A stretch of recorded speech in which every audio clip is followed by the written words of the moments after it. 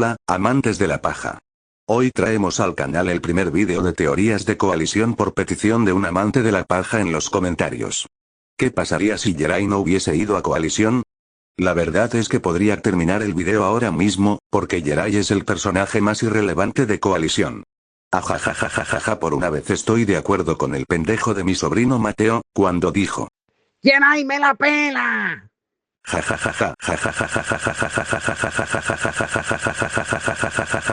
De hecho, lo voy a hacer. Gracias por ver y que My Little Oso os proteja. Espera.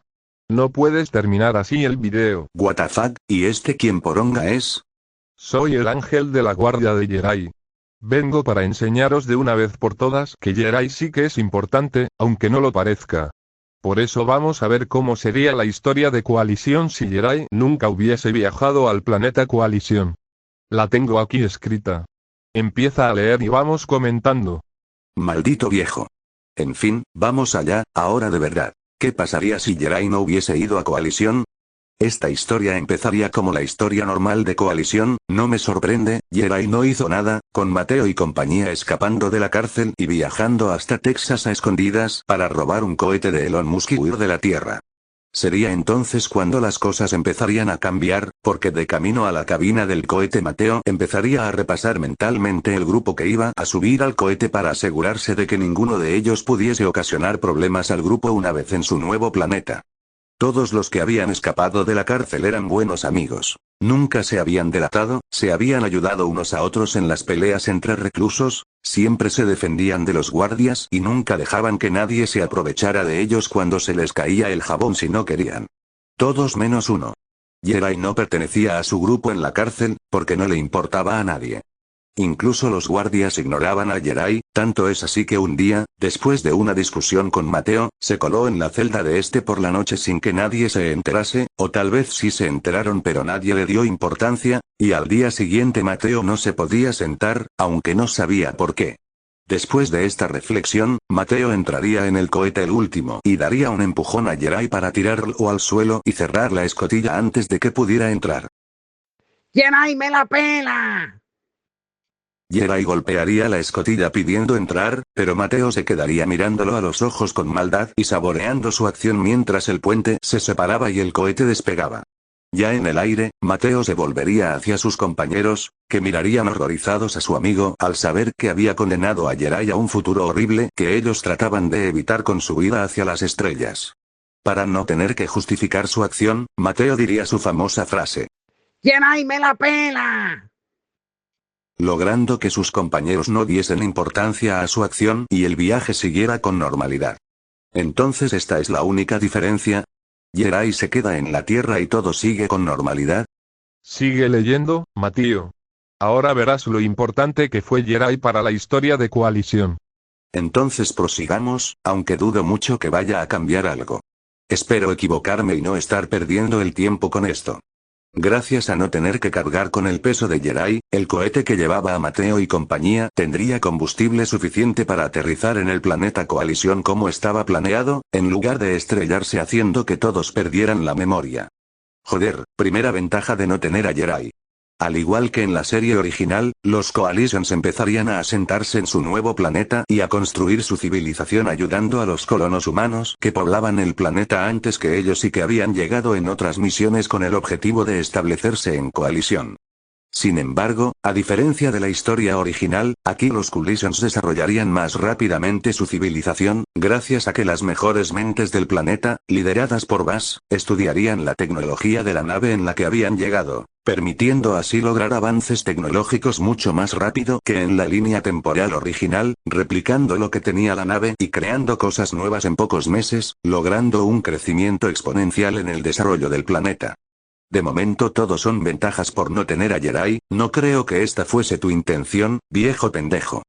Ten paciencia, amigo, ya verás cómo la historia sigue cambiando. Transcurridos varios meses desde su llegada al planeta Coalición y gracias a la tecnología que habían desarrollado rápidamente, los científicos liderados por Bass lograrían detectar y calcular la trayectoria de un meteorito extraño que podría arrasar su nuevo hogar. Los siguientes días los dedicarían a buscar la manera de evitar el impacto. Entre todas las posibles opciones y tomando en cuenta la opinión del resto de los Coalitions, llegarían a la conclusión de que, a pesar de que sería más fácil destruirlo o desviar su trayectoria, por sus extrañas propiedades la mejor opción sería atrapar el meteorito para estudiarlo, porque podría favorecer enormemente el progreso tecnológico del planeta Coalición, llegando incluso a superar a la tecnología de la Tierra. Así se haría. Se construiría una nave con el propósito de recoger el meteorito y llevarlo a Tierra, para que pudiera ser estudiado por Bass, que era el líder de esta investigación. Los meses pasarían y Bass comenzaría a tener resultados en su estudio del meteorito. Al parecer, el meteorito tenía un núcleo que irradiaba algo que Bass denominó corrupción. Todo aquello que estuviera cerca del meteorito, se tornaba negro y morado, potenciando sus cualidades, por ejemplo, el hielo era más resbaladizo, y el diamante aún más duro. Sin embargo, aún faltarían muchos secretos que descifrar acerca del núcleo, como su composición exacta o su origen, aunque debido a su radioactividad y la propagación de la corrupción era muy difícil de estudiar. Bass comentaría la situación de la investigación a Mateo, que habría comenzado a postularse como el líder de los humanos, resolviendo disputas entre ellos y llevando a cabo negociaciones con otros habitantes del planeta, como el Rey Nebulado. Ambos se reunirían en el laboratorio de Bass, en la sala contigua donde contenían el núcleo, separados de él por un cristal de seguridad que impedía que la corrupción lo atravesara y cubriera el resto de las instalaciones. Las paredes y el suelo de la sala en la que estaban Mateo y Bass era de un blanco impoluto, en cambio, la sala del núcleo era del negro más oscuro, iluminada únicamente por el brillo morado del núcleo y de las líneas moradas luminiscentes que partían de él hacia todas las direcciones como si fueran raíces de un árbol o venas de una persona. Bass le comentaría entonces a Mateo el problema que tenían. Llevaban ya un tiempo estudiando el núcleo y conocían muchas de sus propiedades y sus posibles aplicaciones, sin embargo, ahora estaban estancados porque debido a la radiación y corrupción del meteorito no podían estudiarlo de forma óptima. Bass le comentaba esto a Mateo para que aprobase que estudiaran el núcleo con métodos más peligrosos, sin embargo, Mateo vería clara la solución al estancamiento en el que se encontraban los científicos más brillantes del planeta. De nuevo, la Universidad de la Calle superaría a Harvard, pensaría el pendejo de mi sobrinito. Mateo le contaría a Bass su plan. Entraría en la sala del meteorito sin un traje de protección de nenaza de esos que llevaban ellos y cogería el núcleo con sus manos desnudas. De esta manera podría hacer lo que quisiera con él, sentir su tacto en sus manos, olerlo e incluso lamerlo. Mateo no sería muy listo, pero sabía que para conocer bien algo había que percibirlo con los 5 sentidos. Bass cuestionaría este razonamiento, dado que carecía de base científica alguna y no tenía nada que ver con todo lo que habían estudiado sobre el núcleo. Mateo respondería reafirmando la calidad de su plan con una referencia a Torrente. Es un plan perfecto, sin fisura. Antes de que Bass pudiera responder, Mateo se dirigiría a grandes zancadas hacia la puerta de la sala del núcleo, apartando a empujones a todos los que intentaban detenerlo. Mateo abriría la puerta, pero al momento de cruzarla Bass intentaría cerrar la puerta para impedir que entrase aunque sin éxito, logrando únicamente atrapar la ropa de Mateo, algo que no lo detendría, porque avanzaría hacia el núcleo rompiéndose la ropa. Bass observaría la escena incapaz de hacer nada. Al momento de tomar el núcleo en sus manos, la corrupción comenzaría a cubrir el cuerpo de Mateo, haciendo que se le cayera todo el pelo y volviendo su piel y sus ojos completamente morados. El núcleo desaparecería de las manos de Mateo y se vería absorbido por su cuerpo, que aumentaría de tamaño algunas partes, para compensar el tamaño del núcleo que había absorbido. Sorprendentemente, la idea pendeja de Mateo funcionaría. Gracias a haber absorbido el núcleo, ahora Mateo controlaba todas sus propiedades. Podía controlar la corrupción y producir una energía más poderosa y más eficiente que la nuclear.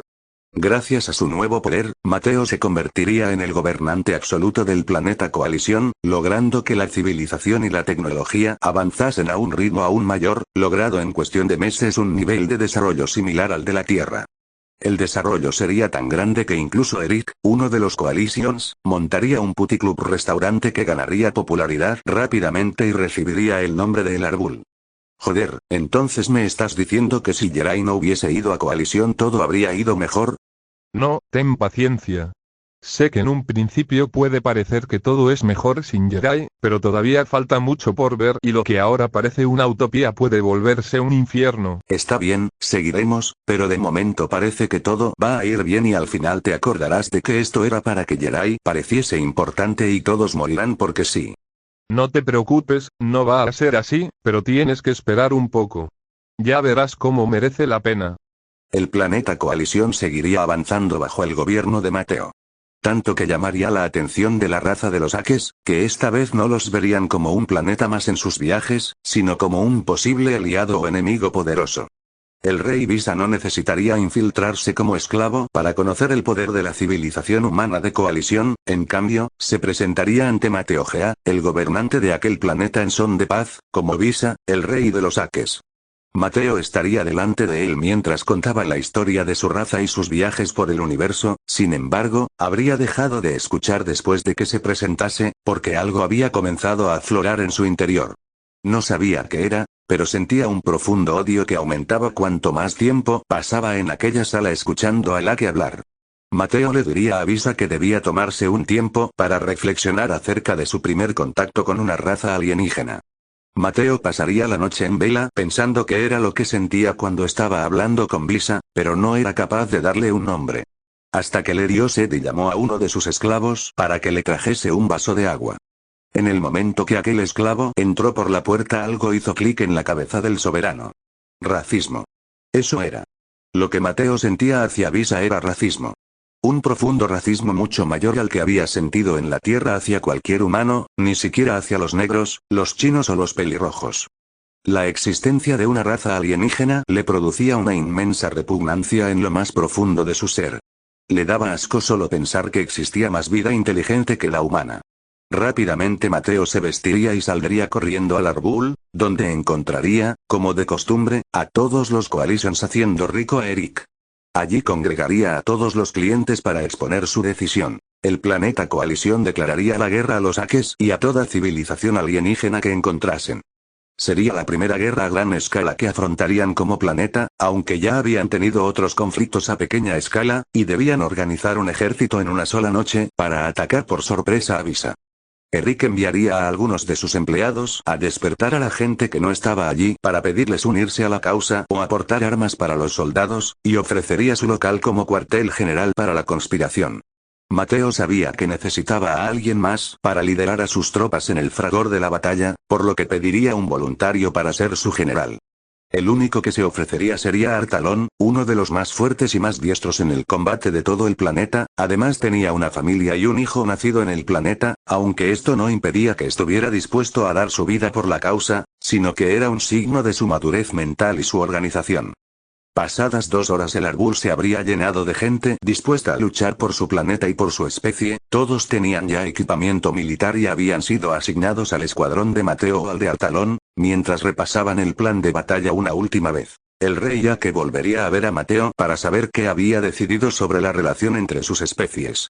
Cuando el séquito de Visa estuviera en la sala del trono de Mateo, cerrarían las puertas y librarían una batalla encarnizada. Mientras tanto, el escuadrón de Artalón abordaría las naves de los Akes para evitar que pudiesen acudir al rescate de sus compañeros o huir del planeta.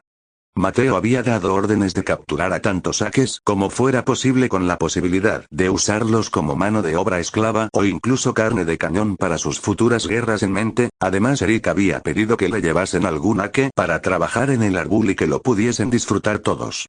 La mañana llegó y la comitiva del rey Ake entró en el palacio de Mateo. Mientras tanto, Artalón y sus hombres estaban preparados para abordar la flota de los Akes. Mateo esperaría a que el otro grupo estuviese en posición para apretar un botón en su trono y enviar a Artalón la señal para el ataque. El ambiente sería muy tenso durante la conversación, hasta que Mateo dio la orden de atacar. Las puertas de la sala se cerraron y todos los humanos allí presentes se abalanzaron sobre los Akes, que no tendrían tiempo de reaccionar a la primera embestida, sufriendo varias bajas pero rápidamente reagrupándose en torno a su rey. Mateo lanzaría un rayo penetrador mágico a Visa, pero este se daría la vuelta y lo bloquearía atrapándolo con los músculos de sus glúteos.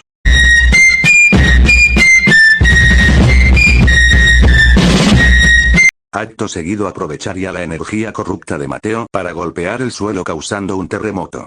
En ese momento Mateto se daría cuenta de que no sería una pelea fácil. Mientras tanto, Artalón lideraría el ataque a flota flotante que flota de los Akes. Los que habían sido seleccionados para el ataque viajarían en una nave pequeña para abordar la nave capital de los alienígenas, tomándola rápido y sin encontrar mucha resistencia, dado que todos estaban en tierra con visa. En cuestión de minutos las demás naves estarían en manos de los humanos. Artalón miraría por la ventana del puente de mando hacia abajo para ver el palacio y encontraría la pelea de terremotos de Mateo y Visa en un punto muerto en el que solo conseguían destruir edificios y convertir el planeta Coalición en el planeta Chile. Con el fin de resolver el enfrentamiento rápidamente, Artalón ordenaría disparar con la artillería de la flota flotante que flota contra el palacio con la esperanza de que gracias al poder del núcleo Mateo podría salvar a los suyos. Esta arriesgada maniobra daría sus frutos, dado que los Akes no esperaban verse bajo el fuego de su propia artillería, mientras que Mateo había contemplado la posibilidad de que Artalón fracasara en su tarea y los Akes fuesen a por él o de que Arta intentase alguna estupidez así. De este modo los humanos conseguirían derrotar al rey Ake y su séquito, aprovechando la confusión entre sus enemigos, capturando a la mayoría de ellos gracias a que Mateo usó el poder del meteorito para crear un escudo de corrupción con el que defenderse del bombardeo. Los prisioneros Ake serían subastados como esclavos de los humanos, instaurando un sistema parecido al feudalismo en el que en caso de guerra los humanos deberían llevar a sus esclavos Akes como soldados. El único que no saldría a subasta pública sería el rey Visa, que sería entregado como esclavo a Erit por sus atributos físicos para que trabajase en el árbol y pudiera ser disfrutado por todos los Coalitions.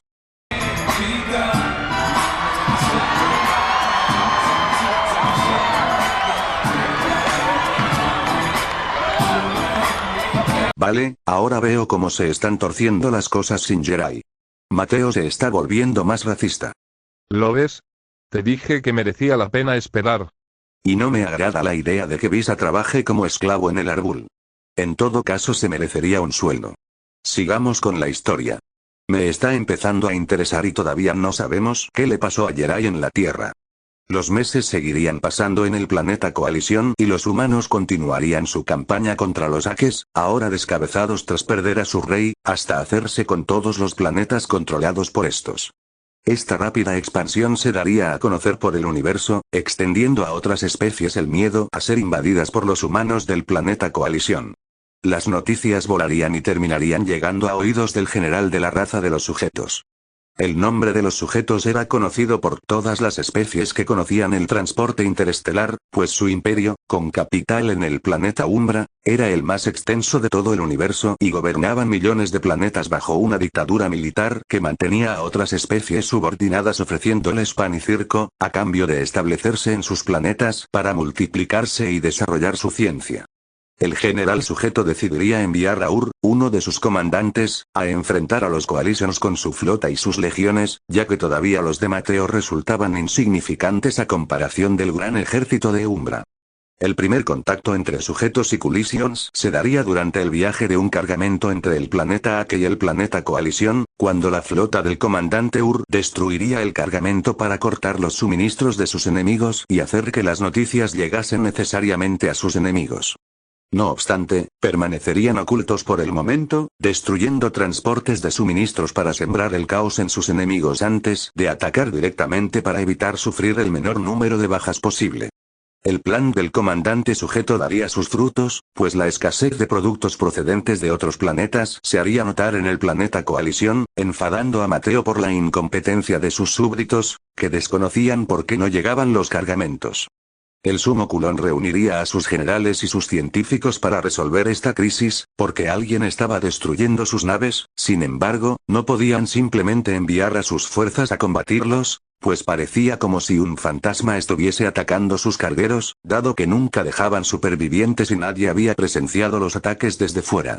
Sería Bass, como líder de los científicos, el que ofrecería una solución a su rey. Transmitirían un mensaje en una frecuencia abierta de comunicación interplanetaria conocida por los Akes y usado por todas las especies inteligentes conocedoras del transporte interestelar ofreciendo una negociación al autor de los ataques.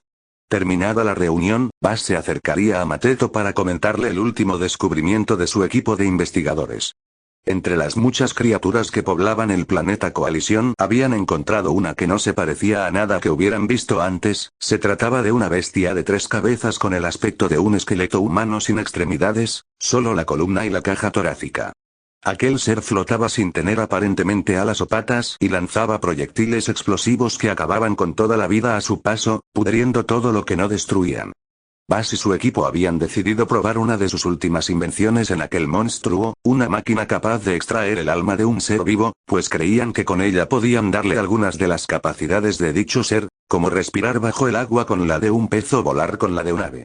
En cambio, con el alma de este monstruo de la podredumbre podrían darse consecuencias catastróficas, por eso la guardaban en un sitio seguro y habían decidido informar a Mateo antes de hacer cualquier cosa con ella. Mateo le preguntaría a Bass por qué le contaba aquello y qué pensaba que podían hacer con el alma de aquella criatura.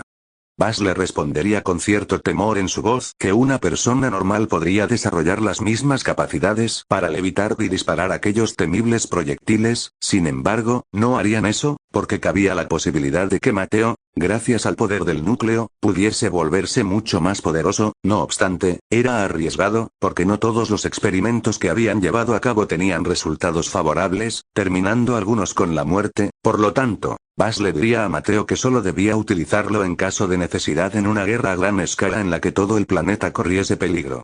Al día siguiente de transmitir aparecerían sin previo aviso las naves de los sujetos en la órbita del planeta Coalición. Todos los soldados del planeta se situarían rápidamente en sus puestos de combate y las naves despegarían a la espera de órdenes de Mateo.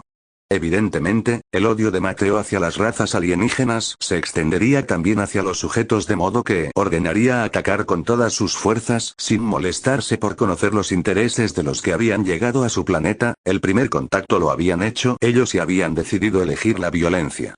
Entonces tendrían violencia. La flota de Coalición atacaría con toda su potencia de fuego contra los sujetos, rodeándolos rápidamente.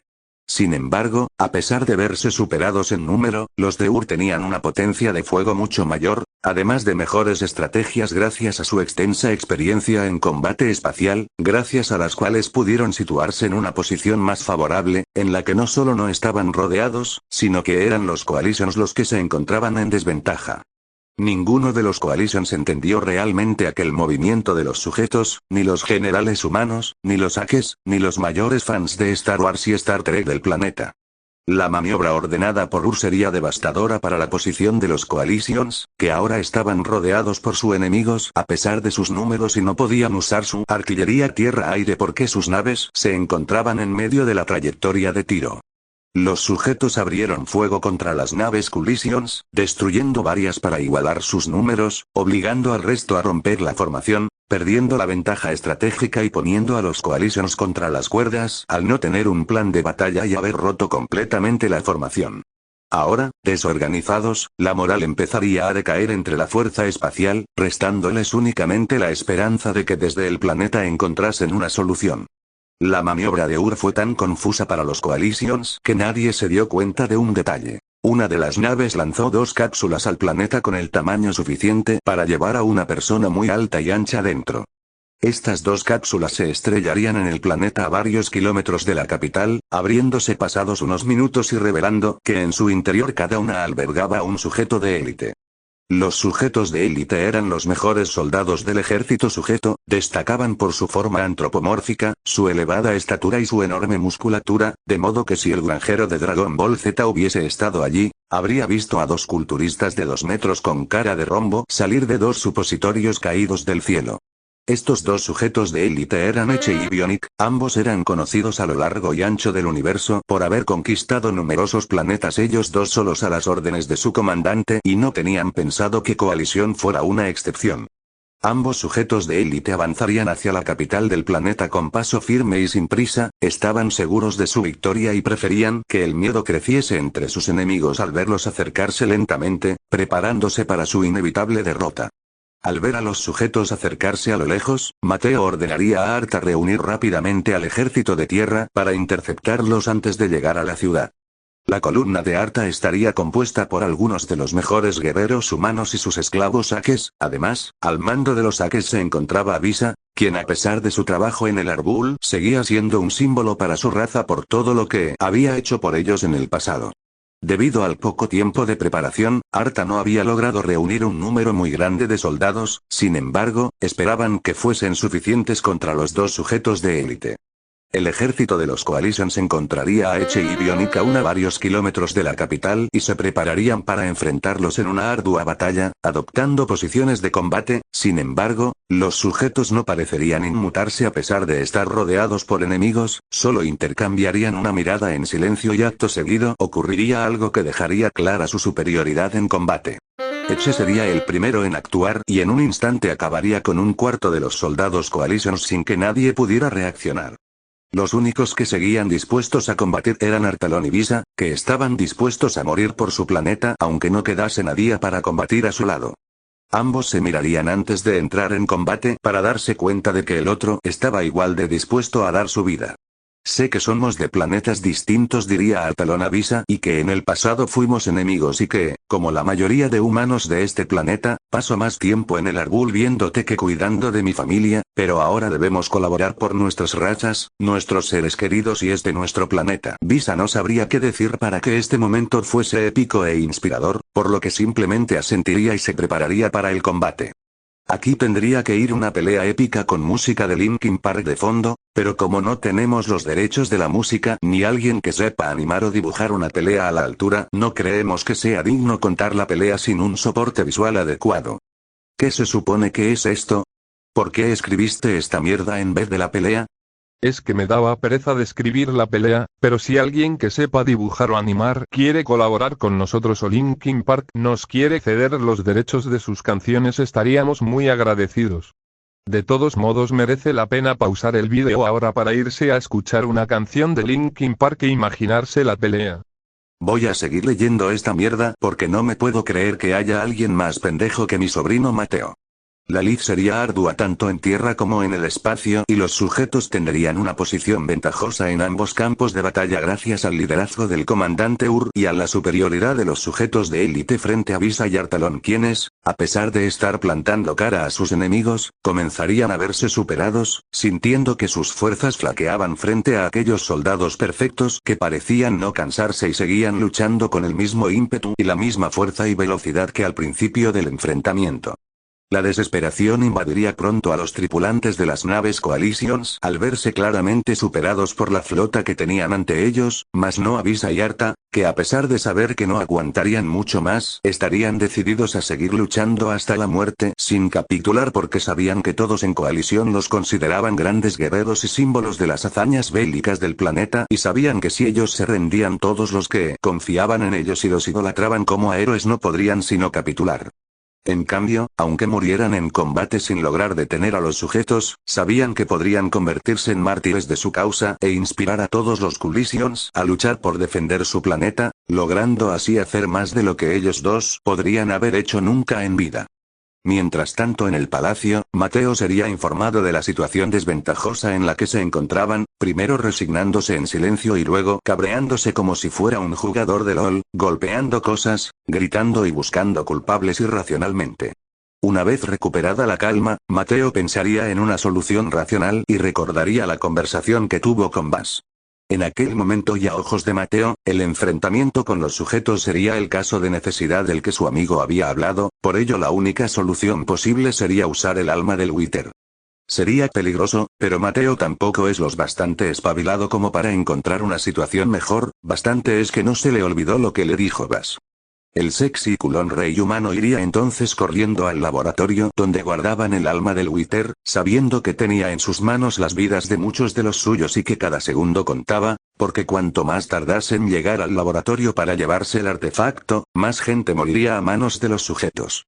Preocupado por los suyos, Mateo llegaría a las instalaciones y ordenaría ser llevado corriendo a donde almacenasen el alma del Wither. La calma de los científicos del laboratorio se vería interrumpida por los gritos de Mateo reclamando ser atendido a toda prisa. Finalmente, Mateo llegaría a la sala donde contenían el alma y nuevamente tendría la brillante idea de coger un artefacto peligroso con sus manos desnudas, a pesar de que Buzz le había dicho que era peligroso. Pero como se suele decir, lo que no mata engorda. Al tomar en sus manos el alma del Wither, Mateo la absorbería al instante.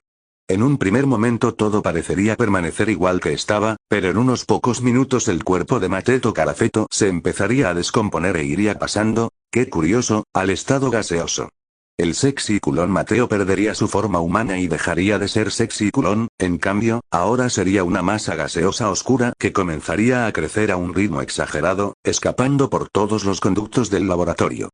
Una vez en el exterior, se elevaría hacia el cielo hasta la altura de las nubes para crecer a un ritmo mucho más acelerado, cubriendo todo el cielo como si de una gran nube de tormenta se tratase. En medio de aquella masa sin forma definida podían distinguirse lo que parecían 3 pares de ojos morados brillantes con sus correspondientes bocas que relucían con purpúreos resplandores. Aquella deforme tormenta en la que se había convertido Mateo se alargaba hacia abajo en algunas áreas, formando lo que parecían tentáculos que se cernían amenazantes sobre la superficie del planeta Coalición. Visa y Arta estarían contra las cuerdas en su combate con Eche y Bionic, sin embargo y para su sorpresa, los sujetos se detendrían de repente aterrorizados. Artalón y el Culón aprovecharían en un primer momento que sus oponentes habían bajado la guardia, no obstante, pronto se percatarían de qué era lo que aterrorizaba a sus oponentes. Una nube negra como la más oscura noche crecía en el cielo de Coalición. La nube parecía tener varias caras cuyos ojos parecían ser faros morados que alumbraban la superficie del planeta como si estuvieran buscando algo. Los Coalitions entenderían al momento el terror de sus enemigos y los 4 sin hablar decidirían unirse para combatir aquella oscuridad sin forma que parecía abalanzarse sobre ellos como un monstruo, pues aunque estuviesen luchando entre sí, ahora se enfrentarían juntos a una amenaza mayor. Haz una pausa aquí. ¿Por qué? Porque la acción ya no se sitúa en el planeta Coalición y quería que fuese un momento de tensión y no un salto abrupto. ¿Entonces estás diciendo que no sabes escribir? ¿Crees que si supiese escribir bien sería el ángel de la guardia de Jedi? Tienes razón, espera. ¿Acabas de reconocer que Jedi no importa? Yo no he dicho eso, solo que cuidar de él no es el mejor trabajo del mundo. Sigue leyendo, quiero terminar ya. Haber escrito menos mierda. En el espacio entre realidades se celebraría una reunión entre miembros del Comando Blaze y varios Tartars de distintas realidades. Una vez iniciada la conversación en aquella pequeña tregua convocada por una necesidad multiversal, tomaría la palabra Lord Pashizar, el tartar de la realidad que nos atañe en esta historia. Pashizar diría a sus compañeros y a sus enemigos los Blaze que había convocado la reunión por una necesidad verdadera, pues todos ellos estaban en peligro. Sabía que ambas facciones se odiaban desde hacía mucho y que si algún miembro del comando se presentase en su realidad no dudaría en acabar con él. El rey Blaze preguntaría entonces de qué se trataba porque de momento no había dicho nada que no supieran ya todos y los demás tenían cosas importantes que hacer en otras realidades, además de que Zuke nunca podría perdonar a los Tartars después de perder su realidad peleando contra ellos. Lord Pashizar intentaría ser diplomático diciendo al rey Blaze que comprendía su odio, pero que no era el momento, porque antes de su interrupción iba a decir algo importante, añadiendo que le parecía extraño que interrumpiera así a la gente conociendo al Alzheimer personificado. El Mateo Gea de la realidad 604. Todos los presentes se reirían un momento, calmando los ánimos y relajando el ambiente tenso que había causado juntar a enemigos mortales como eran los Blaze y los Tartars. Lord Pashizar comentaría por fin lo que había provocado que considerase necesario convocar la reunión. El planeta Coalición de su realidad había sido envuelto por una tormenta negra cósmica, aparentemente creada de la combinación de un ser humano con el núcleo de la realidad y algún otro elemento con una esencia de muerte enorme. La nube se extendía ahora por el universo, absorbiendo a su paso planetas y estrellas, haciendo desaparecer a todos los que encontraba a su paso. Según las estimaciones de Pashizar, en cuestión de pocos años llegaría a absorber el universo entero y si eso ocurría no tardaría en descubrir cómo viajar entre realidades, convirtiéndose en una fuerza imparable que absorbería todo el multivergazo, incluidos el Comando Blaze y los Tartars, acabando con su guerra de forma abrupta. Sería Zuke el que se atrevería a proponer la solución que ninguno se atrevía a plantear. Uno de ellos debía sacrificarse y aislar esa realidad de todas las demás por el resto de la eternidad, para que nada pudiese nunca entrar ni salir de ella. El silencio invadiría la sala durante varios minutos, hasta que por fin Bashazar daría un paso al frente y admitiría la responsabilidad por su realidad, aunque estuviese condenado a sellarla en solitario por toda la eternidad. ¿Qué ha sido todo esto? ¿Por qué metes este capítulo aquí en medio? ¿No podrías haber seguido contando lo que pasa en el planeta Coalición? Pues prepárate, porque ahora volvemos al principio de la historia para contar lo que pasó con Jerai. ¿Cuánto más voy a tener que sufrir esto? ¿Es que viste Pulp Fiction antes de escribir esta mierda y te pensaste que por hacer una historia no lineal ya eres buen escritor? ¿No crees más probable que usara una máquina del tiempo para enseñarle esta misma historia a Tarantino antes de que hiciese Pulp Fiction? No. Espero por el bien de la humanidad que yo sea el único al que tortures con esto. Vamos a ver si terminamos de una vez. Jerai me la pela. Después de ser empujado por Mateto Carafeto, Jerai se quedaría en la plataforma de lanzamiento viendo el cohete despegar con los demás dentro, rumbo a la libertad, sabiendo que él se quedaría en la Tierra y que recibiría un castigo ejemplar por haber tomado parte en la mayor fuga interplanetaria de una prisión, que también era la primera. Los militares no tardarían mucho en llegar para llevarse a Jerai, que no se resistiría al verse rodeado por soldados con armas, que le vendarían los ojos y se lo llevarían de allí a algún lugar que Jerai desconocía, primero en lo que parecía un camión y luego en un avión, para después tomar 2 helicópteros distintos antes de llegar a su destino. Jerai se encontraría ahora encerrado en una habitación oscura sin ventanas atado a una silla. La habitación tenía una sola puerta por la que entrarían varios soldados escoltando a un oficial de alto rango y a un señor naranja con traje. Aquel hombre era el presidente, pero permanecería en silencio mientras su acompañante interrogaba a Jerai, quien respondería con total honestidad a todas las preguntas que le harían. Estuvo en la misma cárcel que Mateo y compañía, se fugó con ellos, Juan Mecánico es un mecánico de verdad, podía darles una lista de todos los que iban en el cohete, pies, y sabía a dónde se dirigían. Al oír esta última respuesta el presidente se interesaría por la conversación y le preguntaría a Jerai por el destino del cohete. Ante el interés del obeso y naranja mandatario Jerai vería una oportunidad y exigiría a cambio de la información su libertad, algo que el presidente aceptaría de inmediato, por lo que su interlocutor añadiría también algún cargo público, que el señor naranja no dudaría en concederle y para rematar la faena, Jerai añadiría a su lista de peticiones una camiseta firmada por el bicho pelao. En ese momento entraría un grupo de altos mandos militares portando malas noticias. La situación de Mateto y compañía debería esperar. Acababa de empezar la Tercera Guerra Mundial. El presidente se volvería entonces hacia Jerai y le comunicaría que el cargo público que tendría sería en el ejército y que más le valía ganar la guerra para ocuparse después de Mateo. ¿Sabes qué? Me voy a saltar toda esta parte de la guerra en la Tierra. ¿Por qué? Me llevó mucho escribirla. Hay que mantener la esencia de coalición, es algo que haría el pendejo de mi sobrino. Está bien, pero termina lo que queda, por favor. Allá vamos con la recta final de esta tortura.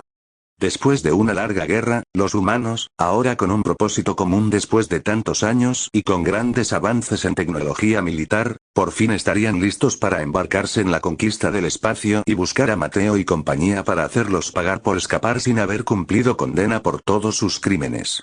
Sería el ahora almirante Jerai quien tomaría el mando de la flota estelar conjunta de la Tierra en su campaña contra Mateto Carafeto. La flota estelar unía bajo un mismo mando a todas las potencias que quedaban en la Tierra después de la Tercera Guerra Mundial con la capacidad de librar un conflicto de este calibre. Estados Unidos, Israel, Rusia, China, SpaceX, Meta, el Manchester United, el Frente Popular de Judea, Taylor Swift, eBay y el resto de masones, Agartha y Forocoches. La campaña de los terrícolas sería larga, pues aunque conocían el rumbo y el destino de sus enemigos no podían ir directos a por ellos, porque sabían que también habían tenido tiempo para prepararse para el conflicto, por lo que avanzarían sistema a sistema colonizando planetas con recursos valiosos y conquistando aquellos habitados por seres que pudieran ser útiles como mano de obra o como soldados en la campaña. A medida que conquistaban más y más planetas, el almirante Jerai comenzaría a oír rumores sobre una entidad cósmica que devoraba todo a su paso y que según las habladurías de la gente no tenía forma física ni podía ser dañada de modo alguno. Al parecer esa entidad había sido la perdición del mayor imperio interplanetario que había existido nunca. Los sujetos. Según las historias que oyeron los soldados de la Tierra, había surgido de un planeta en los confines del imperio de los sujetos y había cubierto todos los sistemas del imperio y según algunos, las naves de los planetas absorbidos por la nube emergían de aquella oscuridad infinita para masacrar a aquellos que oponían resistencia solo para verlos sufrir por diversión, pues el mero hecho de ser cubiertos por la oscuridad ya era suficiente para que no volvieran a salir. Nadie sabía qué era aquella nube, mas nunca dejaba supervivientes y nadie escapaba de ella. Los meses pasarían y la campaña de los terrícolas seguiría avanzando sin mucha resistencia, incluso haciendo algunos aliados que los veían como su oportunidad de mantener su independencia gracias a unos poderosos protectores. Todo se torcería cuando los encargados de las comunicaciones informarían a Jerai de que habían perdido el contacto con las naves que habían enviado como avanzadilla y tampoco las podían localizar con ninguno de sus sistemas.